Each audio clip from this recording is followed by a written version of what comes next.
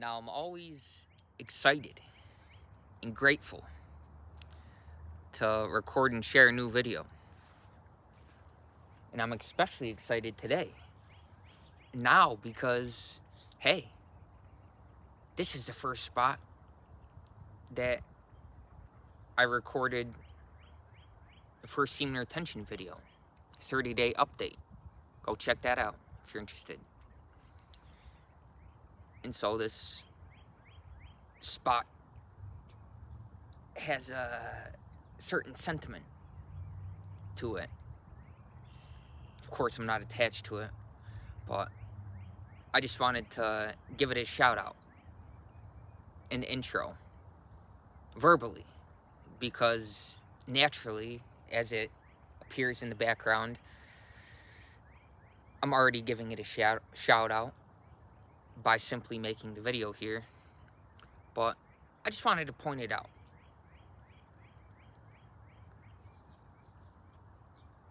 As a reflection of consciousness. How everything in life always comes full circle. Wow, it's been nearly 3 years since I made that first semen retention video. And honestly, I still consider myself a baby on this journey. 3 years is, in the context of eternity, our true identity. What is 3 years, really? In terms of linear time, that may seem significant or like a long time, but as we progress on our spiritual journey, we don't identify with linearity. We see that time is actually illusory. And time is a very subjective, relative experience. Everyone can notice that, hey, on a certain day, that hour drive seemed like it just flew by. Whereas another day, it may seem to drag. The drive didn't change, it's still the same hour, but what changed is your subjective experience of that drive, how you were feeling on that particular day. Of course, ultimately, we're not our thoughts and feelings, which are contained within eternity, but our true identity as eternity, which simultaneously contains all thoughts and feelings, is at the same time transcendent to them. So we can live on two levels, two planes of existence simultaneously as we consciously elevate our spiritual energy and progress on our spiritual journey, perhaps by committing to celibacy. That's what inspired this video. As I brought the phone with me, thinking, hey, maybe today a video will want to come out, as it is now. And as I'm sitting, thinking, enjoying the wonderful sunshine today, simply sitting with the eyes closed, allowing the singing birds to play with the eardrums, simultaneously aware of all that surrounds me, of all that I am, consciously. I'm thinking, I want to share another video about celibacy, because from a certain point of consciousness, a certain level of awareness, it's very obvious that if you deny God, if you deny this spiritual energy, if you refute God and truth, there's a consequence. It's very obvious that if you deny that there's a such thing as truth, or a source of truth, then you're denied the gifts that ensue from that belief.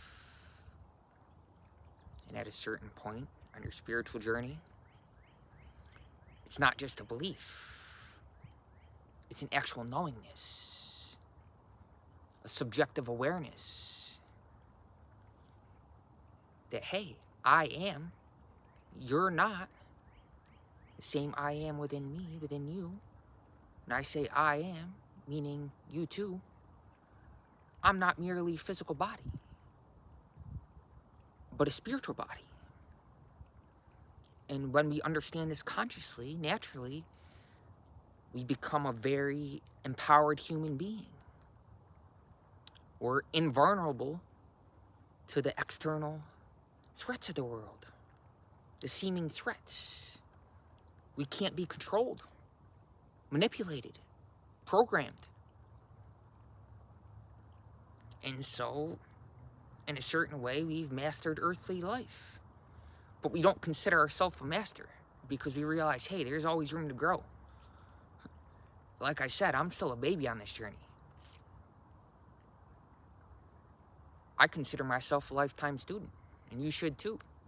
Should is a hypothetical, but hey, when I say I'm talking about all of us. Not I is limited to this physical body. As like I said, we realize that we're a spiritualized body.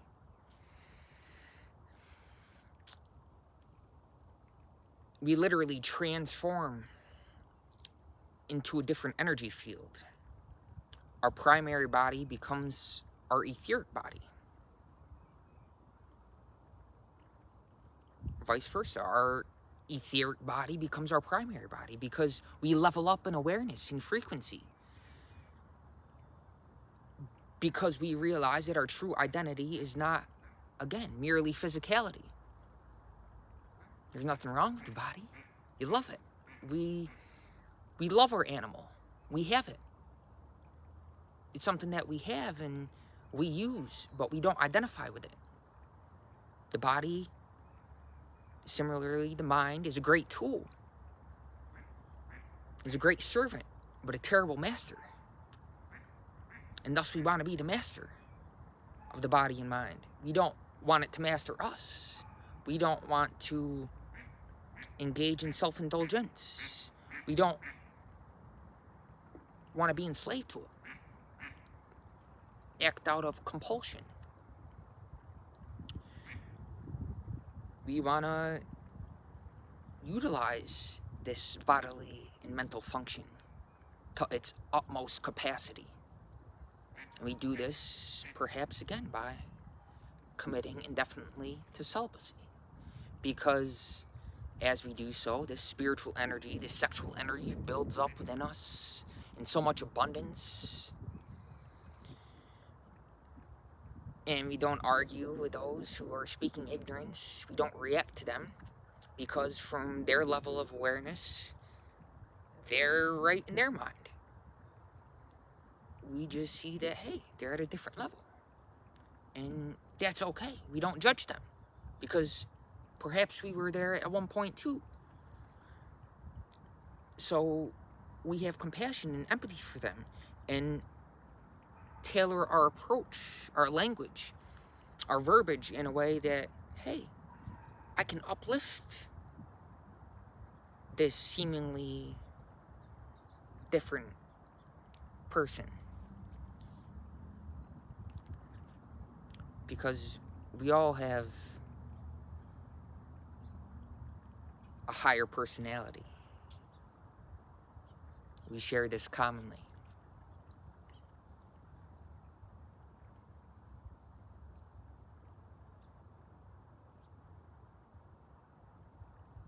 Commonality of divinity, the divine energy, which animates all of humanity simultaneously, eternally, abundantly, as we radiate this abundant energy that we share with the world around us consciously, as we transmute the sexual energy by committing to celibacy. Because we want to naturally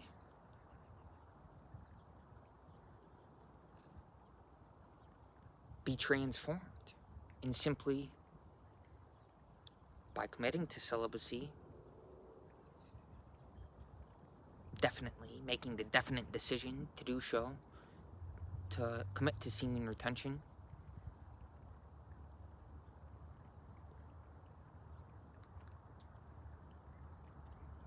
your energy bodies become enlightened.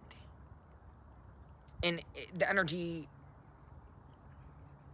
itself will seek to find expression and to rise up within you. And you become ever more conscious of the subjective realms of existence, the higher levels of awareness, which are limitless. There's no end to this. And you navigate the world as such bliss, and you relish each moment of existence. And people that come to you, you're like the sun, because everyone gathers wherever you are because of your inner light, your inner radiance, your energetic abundance, which naturally reflects in so-called external existence, which there's a ever deeper sense of connectedness and, ironically, simultaneous transcendence as this divine feminine energy, Shakti, seeks to find expression outwardly. And yet simultaneously, Shiva,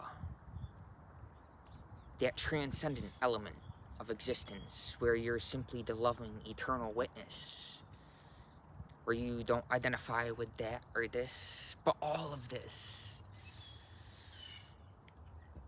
You see that I am all that is, all that ever was, could be, because I am eternity. That's my true identity.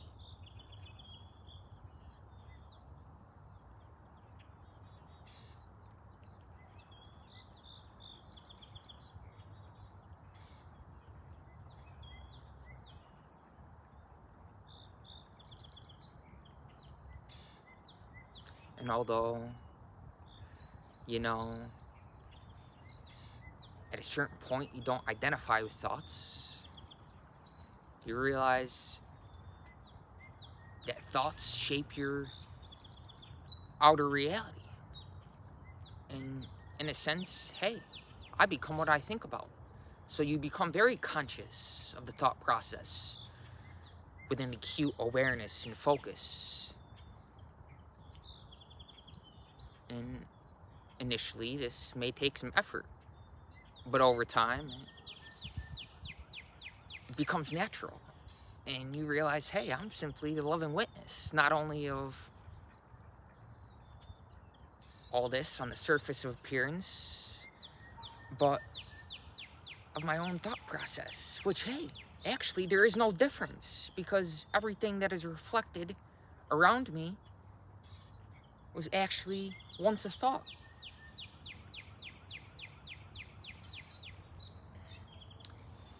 And there's the discernment that all that appears in outer existence first arose as a thought and consciousness, and thus there's an identity with consciousness itself, not with separate, seemingly separate individual forms or the content of the outer cosmos, because instead we identify with the context of existence, from a higher level of awareness, of truth, because we don't refute. Looping back to the beginning of the video, we don't refute that there's not only truth and a source of truth, but we don't refute that we are that truth.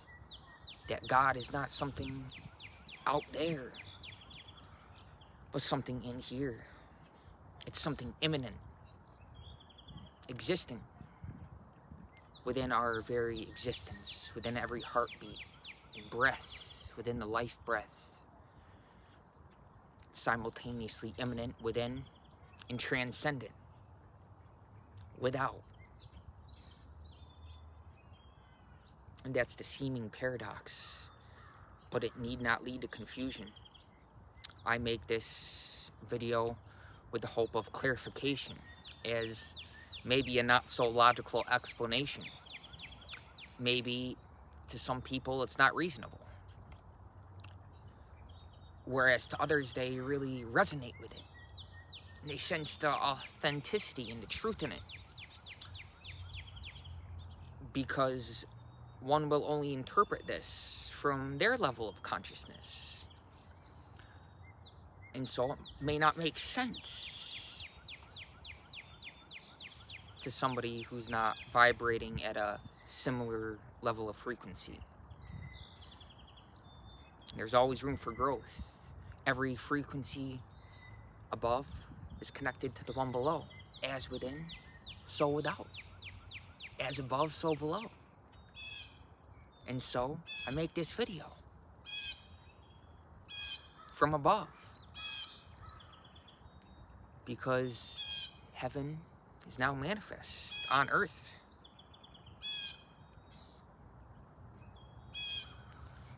I'm getting low battery notification. I'll take that as a sign. Synchronicity, all that,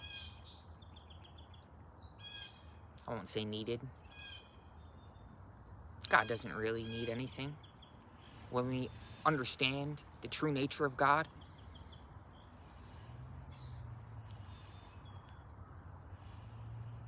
we're very conscious of not only our thought process, but we can say our mental diet, the information, the five sensory information that we consume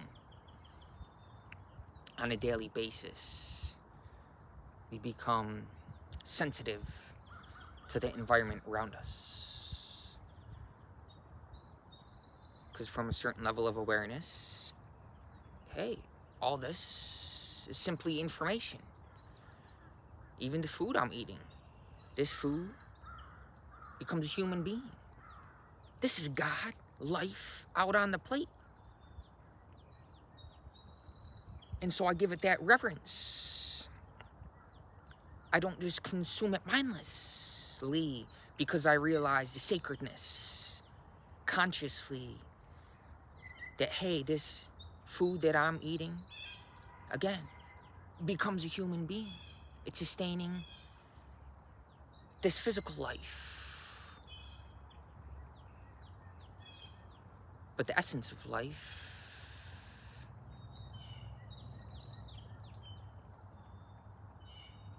is not extraneous to our very existence. This food is simply feeding something within us. So as we nurture the fire within us by consuming this, we're very conscious with a sense of reverence and sacredness for all of existence, including this, because truth is all-inclusive. It includes everything. And so as you're simply sitting and enjoying the bliss of the birds singing, or whatever you're hearing, whatever information is stimulating,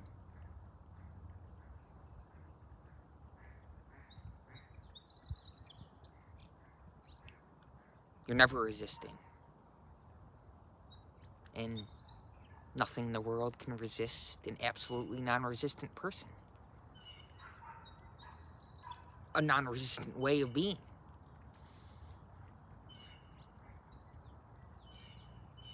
Because this spiritual energy builds up in so much abundance that the abundance of your life essence colors all of existence and uplifts everything around you. The very tree is conscious. It's conscious that, hey, I am is touching me.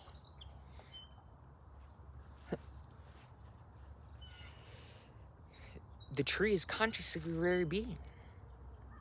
And so, get outside. Bare feet on the ground. Connect with the earth around. Realize that everything is sound. Universe, meaning one song. Everything is vibration. Think in terms of energy, frequency, vibration. You know the saying, Nikola Tesla. I didn't come up with it.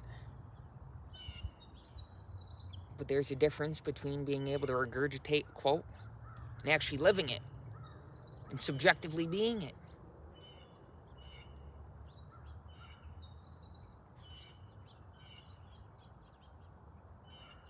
We're called a human being for a reason. And both masculine and feminine can be operating at full force and proper balance within us. Masculine meaning reason, our ability to think, logic, intellect. But we want to understand there's dimensions beyond this. As we level up in awareness, if we want to witness directly the subjective realms of existence, we have to transcend identification with mentation, logic, intellect, reason.